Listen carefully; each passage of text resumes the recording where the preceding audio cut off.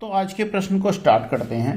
Question क्या कह रहा है, सिद्ध कीजिए कि किसी वृत्त में जो जीवा केंद्र के निकट होती है वह दूर वाली जीवा से अधिक बड़ी होती है।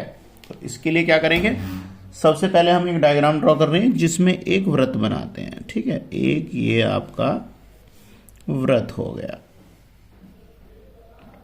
इसके अंदर हमने दो जीवाएं बना दी, एक पहली जीवा जो एक बड़ी होगी, ठीक है, ये एक बड़ी जीवा हो गई,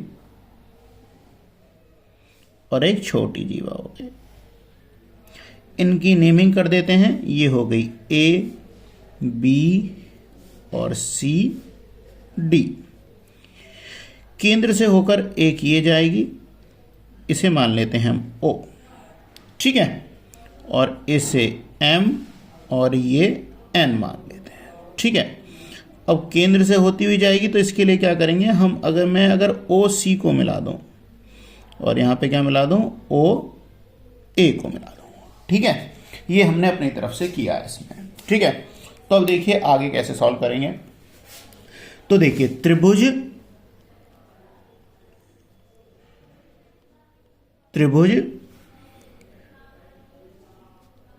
ए ओ एम में ये जो त्रिभुज आपको दिख रहा है ये कितने डिग्री का है, 90 डिग्री का है दोनों में ही। अभी हम दूसरे त्रिभुज की भी बात करेंगे। तो यानी ये क्या है, समकोण है। तो ये त्रिभुज कौन सा होगा, समकोण त्रिभुज होगा। जब समकोण त्रिभुज होगा तो पाइथागोरस थ्योरम अप्लाई होगी। तो पाइथागोरस थ्योरम के अकॉर्डिंग जो इसका कर्ण है, पाइथागोरस थ्योरम क्या होता है, कर्ण का वर्ग बराबर आधार का वर्ग प्लस लंब का वर्ग, ये आपकी पाइथागोरस थ्योरम होती है। तो इसके अकॉर्डिंग क्या हो जाएगा, आपका कर्ण क्या है, आपका ए ओ का square is equal to A M यानी लंब का वर्ग प्लस आधार का वर्ग। तो ए एम स्क्वायर और प्लस ओ एम स्क्वायर। ठीक है, अब देखिए क्योंकि ये इसकी रेडियस है, आर है, तो अगर रेडियस को अगर मैं इसकी मान रहा हूं आर, तो ये ए बी का क्या है, ए बी, क्योंकि ये यहां से कैंसिल आएगी तो ए बी की क्या हो जाएगी, आधी हो जाएगी। ठीक है, तो यहां से क्या हो सकता है, आर स्क्वायर इजकल टू क्या बन जाएगा, 1/2 ए बी स्क्वायर और प्लस ओ एम स्क्वायर। भाई मैंने ए एम को क्या नोट कर दिया, ए एम को क्या नोट कर दिया, half A B. A M को क्या नोट कर दिया, हाफ ए बी। ठीक है, तो ये किसकी हो जाएगी आपकी, ये क्या है इसकी, ए ओ क्या है, रेडियस है। भाई वृत्त की क्या है, ये त्रिज्या है।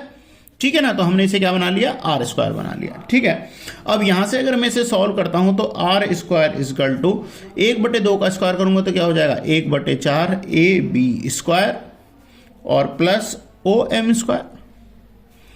इसे मान लेते हैं समीकरण नंबर 1। ठीक है, अब चलते हैं अपने दूसरे त्रिभुज पे, यानी त्रिभुज ओ एन सी, या हम कह सकते हैं ए एन ओ, कुछ भी बोल सकते हैं। ठीक है ना, ओ एन सी या, ठीक है ना। तो यानी इसी प्रकार त्रिभुज ओ एन सी में, त्रिभुज ओ एन सी में लेंगे तो उसमें भी बिल्कुल इसी प्रकार से लेंगे। तो ओ सी क्या है, इसकी त्रिज्या ही तो होगी।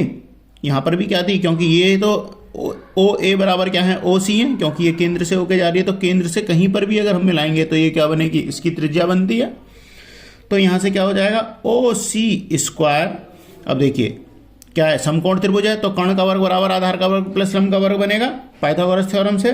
तो क्या हो जाएगा, एन सी स्क्वायर और प्लस ओ एन स्क्वायर, यानी कि एन सी स्क्वायर लंब का वर्ग प्लस आधार का वर्ग।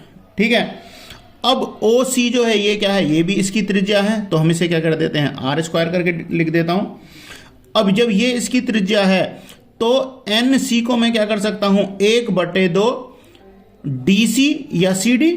ठीक है ना, तो मैं इसे क्या नोट कर देता हूं, 1/2 सी डी स्क्वायर और प्लस ओ एन स्क्वायर।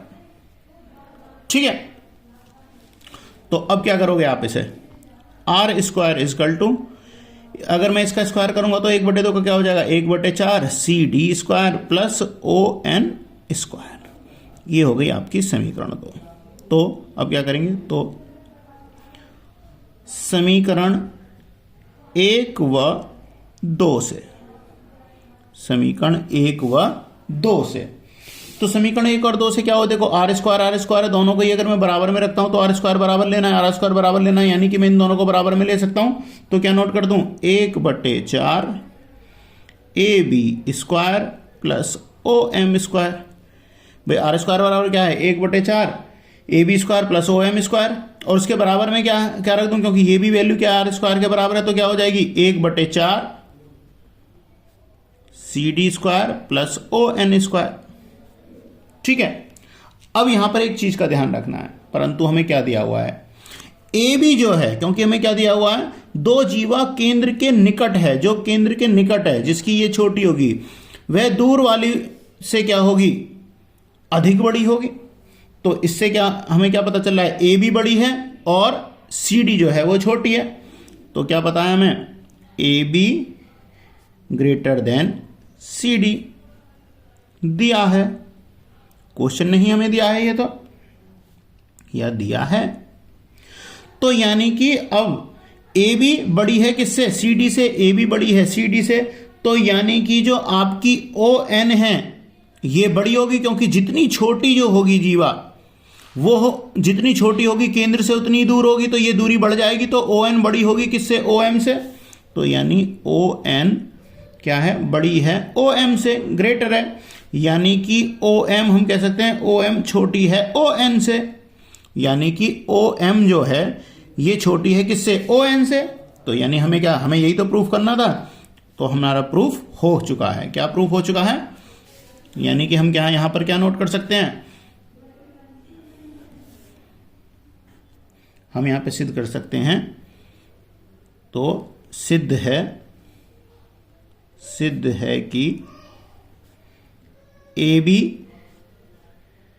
क्या है, सेंटर के ज्यादा करीब है, ए बी जो है वो केंद्र के अधिक करीब है, ए बी केंद्र ओ के अधिक पास है या करीब है, पास है या हम कह सकते हैं या करीब है। यानी कि ओ एन की जो आपकी दूरी जो है वो क्या हो जाएगी, ओ एम जो है ये ज्यादा पास होगी ओ एन से। और यही हमें सिद्ध करना था कि क्या सिद्ध करना था कि वृत्त में जो जीवा केंद्र के निकट है, तो केंद्र के निकट कौन सी है, केंद्र के निकट है जो बड़ी जीवा होगी, वह दूर वाली जीवा से अधिक बड़ी है। तो दूर वाली यानी कि सी डी से बड़ी क्या है, ए बी है, तो सी डी से बड़ी क्या है, ए बी है। इति सिद्धम हमने प्रूफ कर लिया है। नेक्स्ट वीडियो में नेक्स्ट क्वेश्चन के साथ मिलता हूं, जब तक बाय बाय।